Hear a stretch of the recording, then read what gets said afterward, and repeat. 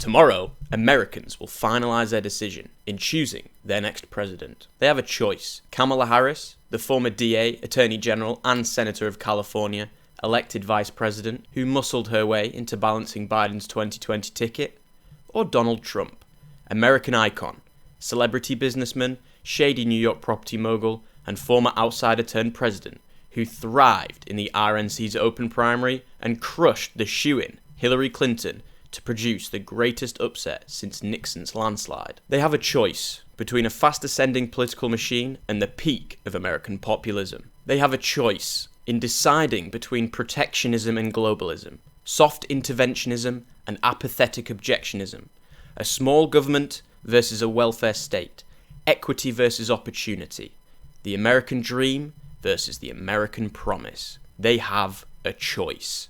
You might say, well, no one cares about that. Both choices are shit. Welcome to the cable access televised debate between a giant douche and a turd sandwich. This is a cop-out. Democracy confers the responsibility of patronage, selecting and appointing representatives upon the electorate of citizens. This requires making tough decisions, specifically that of choosing the man or woman you want to lead the country. If you think democracy is dying, it is because you are increasingly less willing to make complex and difficult decisions. I better get used to having to pick between a douche and a turd sandwich because it's usually the choice I'll have. And it appears that the last 30 years of American elections were never as bad as this one to you. But I also remember your glib criticism of it all. Voting Democrat and Republican is like choosing between a nail and a hammer. The only difference between red and blue is abortion, guns and gay marriage. Well, now that both candidates are pro-abortion and gay marriage, you'd think that finally, since the two candidates are actually different on real policy issues like immigration, tariffs, tax codes, and overall goals for the future of enterprise and government,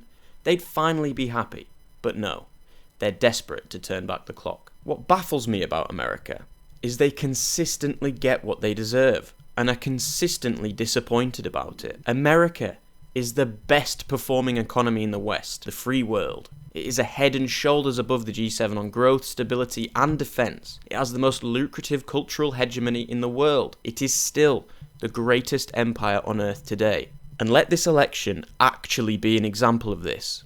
They have a choice between the son of Scottish-American property developers on the East Coast or the mixed heritage daughter of two academics, a black Marxist revolutionary and an Indian scientist on the West Coast. They have a choice between genuine centre-left social democracy and centre-right laissez-faire capitalism. They have progressive politics without the extremism.